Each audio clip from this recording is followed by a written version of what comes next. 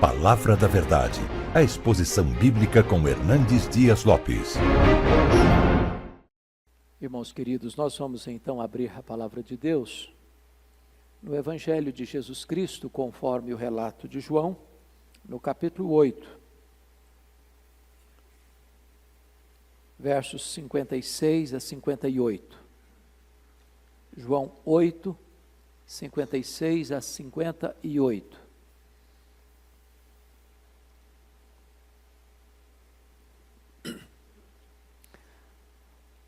Abraão, vosso pai, alegrou-se por ver o meu dia, viu e regozijou-se. Perguntaram-lhe, pois, os judeus: ainda não tens 50 anos e viste a Abraão? Respondeu-lhes Jesus: em verdade vos digo, antes que Abraão existisse, eu sou. Amém. Meus amados, nós temos 4 evangelhos nas Escrituras. 3 deles são chamados de sinóticos: Mateus, Marcos e Lucas. A palavra sinótico significa olhar na mesma direção, na mesma perspectiva. Muito embora esses 3 primeiros evangelhos abordem a vida, o ministério, a morte e a ressurreição de Jesus numa mesma perspectiva, eles têm características ainda distintas, de tal maneira que Mateus, escrito para os judeus, retrata Jesus como rei, o rei dos reis. Marcos, escrevendo para os romanos, apresenta Jesus como servo, aquele que não veio para ser servido, mas veio para servir. Lucas, que escreveu para Teófilo, um homem grego, ele apresenta Jesus como homem perfeito. Mas João escreveu mais tarde, já no final do 1º século. Quando João escreveu o seu evangelho, os outros apóstolos já estavam mortos, e todos eles martirizados, a maioria deles crucificados, outros mortos à espada, outros por uma flechada. João era o último representante deste grupo apostólico. E João escreve este evangelho exatamente para defender a fé cristã de um ataque frontal que estava ameaçando a integridade do cristianismo. Vocês bem sabem que desde que Alexandre o Grande dominou o mundo, que a cultura grega, que a cultura helênica exerceu muita influência no pensamento da humanidade. E não foi diferente no 1º século, mormente no final do 1º século, porque o pensamento grego levou as pessoas à seguinte ideia: o mundo precisa ser regido por esse dualismo. A matéria é má, o espírito é bom. Então os gregos imaginavam o seguinte, que a pregação da igreja cristã, de que Jesus Cristo era o Filho de Deus, o verdadeiro Deus, não podia ter fundamentação real, verdadeira, confiável, porque eles entendiam que a matéria era má. E se Jesus teve um corpo físico, tangível, material, se ele foi verdadeiramente homem, então ele não podia ser Deus. Porque se a matéria é má e Deus precisa ser bom, então eles negavam a divindade de Cristo, negavam a criação, negavam a encarnação, negavam a ressurreição. E João escreve então este evangelho num momento em que o cristianismo está sendo atacado de uma forma tão feroz, no momento em que a fé cristã está sendo questionada nos seus alicerces, pelos seus pilares. E João escreve este evangelho exatamente para defender uma grande tese da vida do cristianismo, que é a divindade do Senhor Jesus Cristo. Ele é verdadeiramente Deus, não obstante ser verdadeiramente homem. E João, diferente dos outros evangelistas, ele não vai seguir os passos de Jesus, do nascimento de Jesus, do ministério de Jesus, dos ensinamentos de Jesus, mas ele vai reunir todo o seu conteúdo para provar uma tese. E de que maneira ele faz isso? Primeiro, ele vai selecionar neste evangelho 7 milagres que Jesus realizou. Por que 7? Porque 7 é o número da perfeição. Então, ele vai selecionar neste evangelho 7 milagres. Primeiro milagre no capítulo 2, Jesus transforma água em vinho. Segundo milagre, no capítulo 4, ele cura o filho de um oficial. Terceiro milagre, no capítulo 5, ele cura o paralítico de Betesda. Quarto milagre, no capítulo 6, ele transforma pães e peixes. O quinto milagre, ainda no capítulo 6, ele anda sobre as águas. O sexto milagre, no capítulo 9, ele cura um cego de nascença. O sétimo milagre, no capítulo 11, ele ressuscita Lázaro. Então, se ele faz as obras de Deus, logo ele é Deus. Mas João vai reunir aqui um outro material para provar a sua tese de que Jesus Cristo é verdadeiramente Deus. João vai mostrar que Jesus não apenas faz as obras de Deus, mas Jesus tem os mesmos atributos de Deus. É da mesma essência de Deus, é da mesma natureza de Deus. E ele começa este evangelho dizendo: no princípio era o verbo, e o verbo estava com Deus, e o verbo era Deus. Agora, no texto que nós lemos, Jesus faz uma declaração extremamente curiosa para os seus contendores. Eles estavam questionando acerca da identidade dele, e ele então vai dizer que Abraão, o pai da nação, viu o seu dia e se regozijou. E eles estão com uma pergunta extremamente coerente na cabeça deles, de botar Jesus numa situação de constrangimento. Ora, se não tens ainda 50 anos, como é que podes dizer que tu viste Abraão? Como é que pode ser isso? Ainda não tem 50 anos e viste Abraão? Abraão viveu há 2000 anos. Como pode ser isso? E a resposta de Jesus é contundente. No versículo 58, em verdade vos digo, antes que Abraão existisse, eu sou. Prestem bem atenção nisso. Eu tenho que concordar com o pensador irlandês, C.S. Lewis, quando ele diz o seguinte: ou Jesus é um mentiroso, ou ele é um embusteiro, ou então ele é Deus. Porque fazer essa afirmação, antes que Abraão existisse, eu sou, é impossível. Ou ele é Deus, ou ele é um embusteiro, ou ele é um mentiroso. E aqui, então, João vai usar para nós a mesma metodologia que usou para provar que ele faz as obras de Deus, e vai reunir 7 declarações de Jesus, dizendo: eu sou. O que significa eu sou? Vocês sabem que Deus usa vários nomes no Velho Testamento. Por que Deus usa vários nomes? Eu aprendi lá no meu curso de seminário há muitos anos, na matéria de lógica, que quando você define, você limita. É óbvio. Se eu falar Arival, deve ter outros Arivais por aí. Se eu falar Arival Dias, talvez tenha alguns outros mais. Se eu falar Arival Dias Casimiro, eu já estou limitando bastante, talvez não haja nenhum outro igual a ele. Quando eu defino, eu limito, eu restringo, eu afunilo o pensamento. Pergunto: que nome poderia esgotar o ser de Deus? Então, Deus é Adonai, El Elyon, El Shaddai,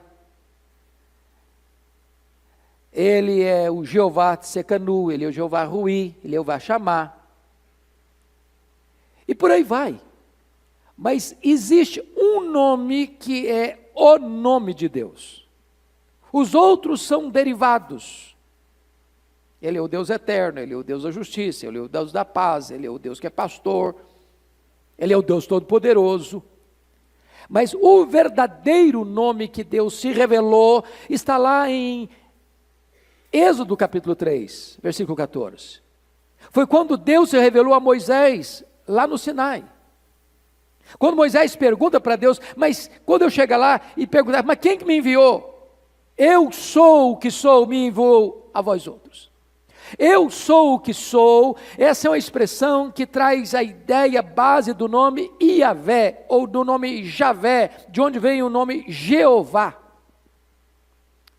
Então aqui Jesus Cristo está dizendo o seguinte: eu sou o que sou, eu sou o verdadeiro Deus. Então o que João vai fazer? João vai exatamente usar 7 expressões de Jesus, eu sou, neste evangelho, para provar uma coisa: ele não só faz as obras de Deus, ele também tem os mesmos atributos de Deus. Primeira vez que isso aparece, confira comigo, está lá no capítulo 6, versículo 35, Jesus Cristo vai dizer o seguinte, preste bem atenção: declarou-lhes, pois, Jesus: eu sou o pão da vida, o que vem a mim jamais terá fome, e o que crê em mim jamais terá sede. Olha que verdade bendita. O povo de Israel estava acostumado com a história do maná, o pão que desceu do céu, que os alimentava, que os nutriu durante 40 anos na caminhada do deserto. Mas esse pão era um pão que perecia. Quem comia desse pão, perecia. Agora Jesus está fazendo uma declaração extraordinariamente revolucionária: eu sou o pão da vida, o verdadeiro pão. Aquele que come de mim, esse nunca mais vai ter fome. Aquele que experimenta a mim, nunca mais vai ter sede. Eu sou aquele que veio para nutrir, não apenas no tempo, não apenas na jornada da vida, mas por toda a eternidade. Se você se alimenta de Cristo, se você se apropria de Cristo, você tem vida eterna. Você nunca mais vai ter fome, você nunca mais vai ter sede. Ele é o único que pode dar significado, sentido à sua história, à sua vida. Eu sou o pão da vida. Aquele maná era apenas um símbolo, aquele maná era apenas um tipo, aquele maná apontava para o verdadeiro pão da vida, que é Jesus. E se você já entregou o seu coração a Cristo, se você já experimentou essa realidade bendita de ter recebido o Senhor Jesus Cristo como Senhor, Salvador da sua vida, você sabe o que é isso. Ele satisfaz, nenhuma outra coisa satisfaz. O dinheiro não satisfaz, o poder não satisfaz, o prazer não satisfaz, o sucesso não satisfaz, mas Jesus satisfaz. Ele é o pão da vida. Quem nutre-se dele nunca mais vai ter fome, nunca mais vai ter sede. A segunda vez que Jesus repete essa mesma expressão, confira comigo, está lá em João 8, versículo 12. João 8, 12. De novo lhes falava Jesus dizendo: eu sou a luz do mundo. Quem me segue não andará nas trevas, pelo contrário, terá a luz da vida. Eu sou, eu não fui, eu não serei, eu sou a luz do mundo. Irmãos, Ele é a verdadeira luz que vinda ao mundo ilumina todo homem. Ele é o único que pode iluminar os corredores escuros da nossa alma. Ele é o único que pode nos arrancar do império das trevas ou nos transportar para o reino da luz. Aquele que caminha com Ele tem direção, aquele que caminha com Ele tem segurança, aquele que caminha com Ele consegue ver os perigos da estrada. A luz aponta perigos, a luz aponta direção, a luz nos mostra aquilo que é certo, a luz nos mostra aquilo que é errado, a luz nos dá segurança, a luz é sinônimo de verdade, a luz é sinônimo de santidade, a luz é aquilo que representa a vida, porque não tem vida sem luz. Eu sou a luz do mundo. Se você anda com Jesus, diz o texto, veja comigo, versículo 12, você não andará em trevas, você não tropeçará, você não errará o caminho, e este é o eu sou, Ele é a luz do mundo. Mas note comigo, em terceiro lugar, Jesus vai usar essa mesma expressão, eu sou, lá no capítulo 10, versículo 9, pela terceira vez. Ele diz assim: eu sou a porta. Quem entrar por mim será salvo. Entrará e sairá e achará pastagens. 3 verdades Jesus apresenta aqui nesse versículo 9. Primeiro, Ele é a porta da salvação. Eu sou a porta. Quem entrar por mim será salvo. Não existe outra porta. A única maneira de você se encontrar com Deus é entrar por essa porta. A única maneira de você ter acesso ao céu é entrar por essa porta. O único que pode salvar você é Ele. Eu sou a porta. Quem entrar por mim será salvo. Tentar entrar por outra porta, entrar por outro caminho, é ir para o abismo. Ele é a porta da salvação, não há outro. Só há salvação nele, só há perdão nele. Só Ele é o mediador, só Ele é o redentor, só Ele é o salvador, só Ele pode dar a você a vida eterna, só Ele pode perdoar os seus pecados. Mas em segundo lugar, veja comigo, versículo 9 ainda, que Ele não é apenas a porta da salvação. Ele também é a porta da libertação. Quem entrar por mim será salvo, entrará e sairá. Tem porta que você entra, mas não sai. A porta das drogas, a porta do alcoolismo, a porta da promiscuidade, a porta da ilicitude. Você entra e fica preso. Você entra e fica cativo. Jesus não apenas salva você, Ele dá liberdade para você. Você é livre, verdadeiramente livre. Você entra e você sai, você vai e você vem. Mas finalmente, Jesus não é apenas a porta da salvação e da libertação, Jesus é também a porta da provisão. Olha o versículo 9 ainda, quando ele diz o seguinte: e achará pastagem. Quando você entra por Jesus, você tem pastos verdes, você tem provisão, você tem paz, você tem alegria, você tem refrigério, você tem consolo, você tem a bênção de uma vida plena, abundante, maiúscula na presença de Deus. Ele é a porta da salvação, Ele é a porta da liberdade, Ele é a porta da provisão. Quarto lugar, confira comigo, capítulo 10, versículo 11. Jesus vai falar mais uma vez, eu sou. Ele diz assim: eu sou o bom pastor. O bom pastor dá vida pelas suas ovelhas. Que verdade sublime, que hoje nós vamos, se Deus nos der graça e permitir, tratar disso na liturgia do culto à noite. Ele é o bom pastor. E você então e eu somos ovelhas, frágeis, dependentes, inseguros, às vezes teimosos, inclinados para nos desviarmos, mas Ele é o bom pastor. Ele cuida, Ele vela, Ele guia, Ele protege, Ele carrega nos braços, Ele disciplina, Ele alimenta, Ele leva para o redil, Ele dá a sua vida, quando necessário, pelas suas ovelhas. A Bíblia nos apresenta 3 quadros de Jesus como pastor. Como bom pastor, Ele deu a sua vida por nós. Como grande pastor, Ele vive para nós. E como supremo pastor, Ele voltará para nós. Esta é a realidade do Salmo 22. No Salmo 22, Ele é o bom pastor que deu a sua vida. No Salmo 23, Ele é o grande pastor que cuida das ovelhas. E no Salmo 24, Ele é o supremo pastor que voltará pelas ovelhas. Ele é o bom pastor. Ele diz: eu sou o bom pastor. A grande pergunta é: você já é ovelha dele? Você já se submete a Ele? Você já está debaixo do pastoreio dele? Ele comanda a sua vida, Ele dirige a sua vida. Mas notem comigo, quinto lugar, quinta expressão de Jesus: eu sou. Capítulo 11, verso 25. Jesus diz assim: disse-lhe Jesus: eu sou a ressurreição e a vida, quem crê em mim, ainda que morra, viverá. Oh, amados irmãos, o maior temor do homem, depois do pecado, é a morte. É o reinado da morte que o pecado trouxe. A Bíblia chega a dizer que a morte é o rei dos terrores.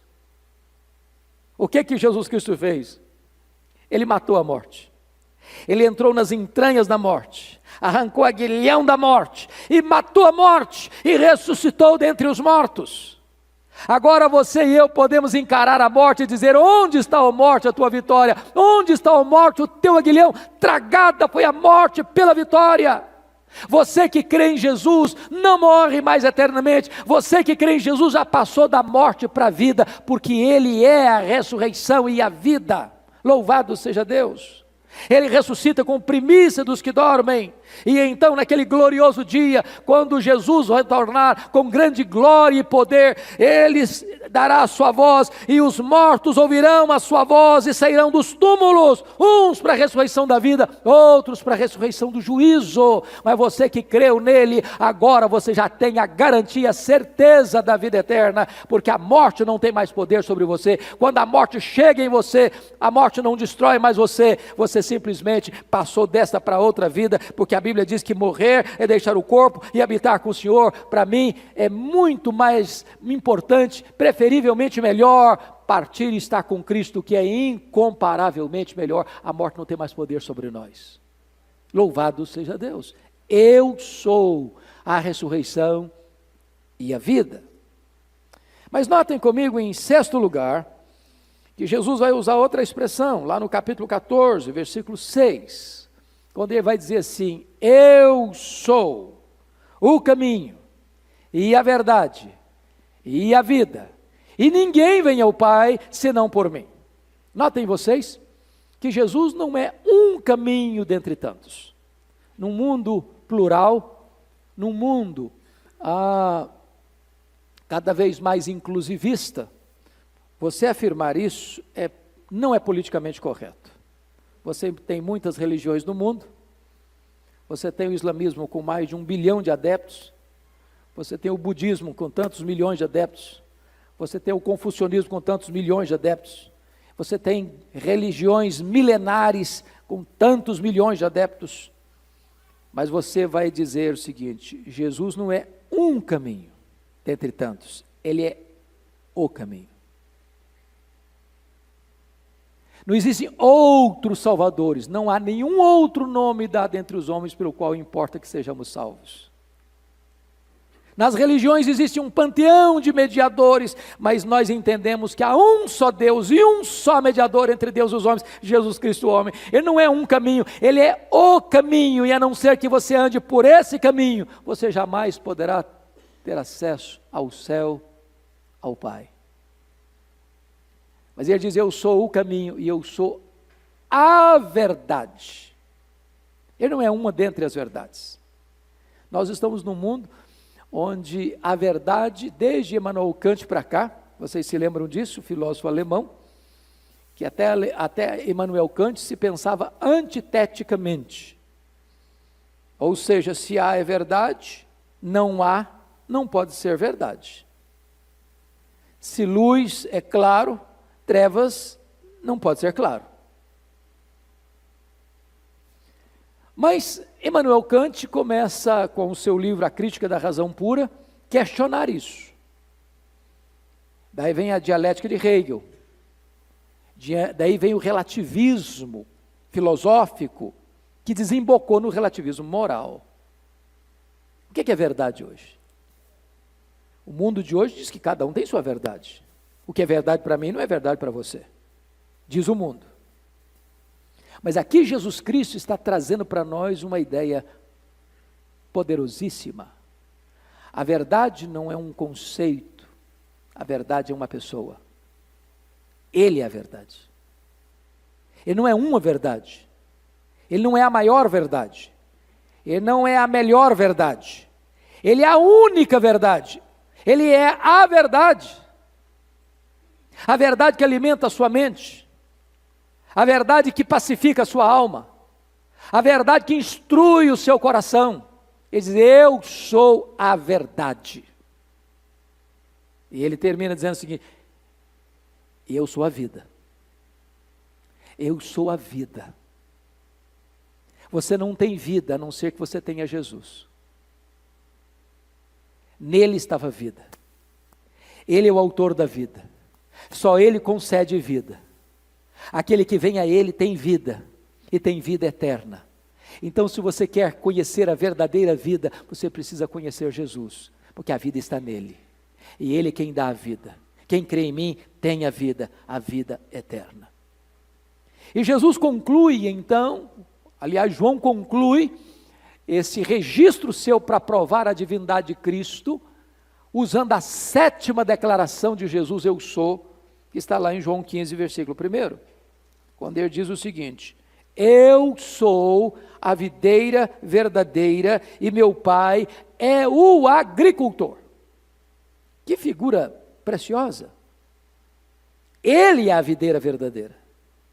E você e eu só temos vida quando nós somos enxertados nele.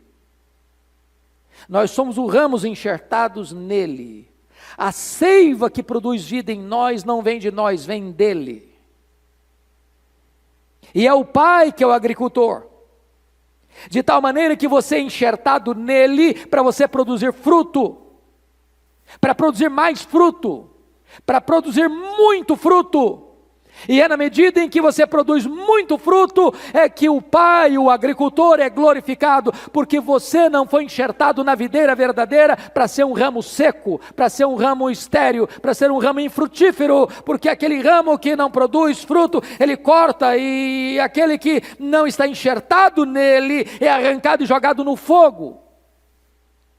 Então não adianta você estar enxertado na igreja, você está enxertado na religião, você está enxertado nesse ou naquele agrupamento religioso. Você precisa da igreja, sim, é verdade, mas a única maneira de você encontrar vida é você estar enxertado em Cristo, você está ligado a Cristo, você está unido a Cristo, você pertencer a Cristo, porque é dele que surge a seiva da vida, da salvação.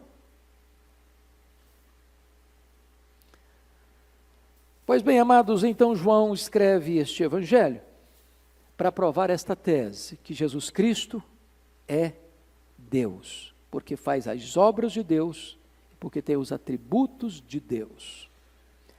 Ele está aqui reafirmando aquilo que disse para os judeus: antes que Abraão existisse, eu sou. Ele é o verdadeiro Deus, o Deus Yahvé, o Deus Javé, o Deus Jeová, o nosso Senhor, o nosso Redentor, a razão da nossa vida. Qual é o nosso papel como igreja? Eu quero concluir aqui.